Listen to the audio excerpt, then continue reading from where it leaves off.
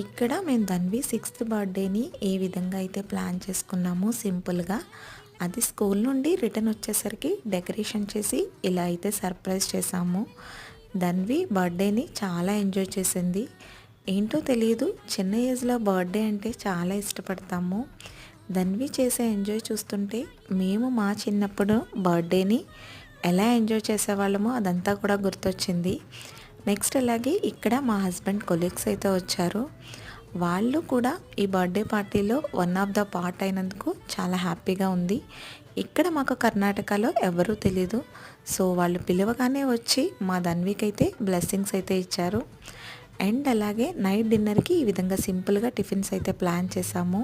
ధన్వి అయితే 2 days ముందు నుండే నా బర్త్డే వస్తుందని ఫుల్ ఎక్సైట్మెంట్లో అయితే ఉంది. సో అది అనుకున్నట్టే ఎంజాయ్ అయితే చేసింది బర్త్డేని. మీ బ్లెస్సింగ్స్ కూడా మా ధన్వికి ఇవ్వాలని కోరుకుంటున్నాను.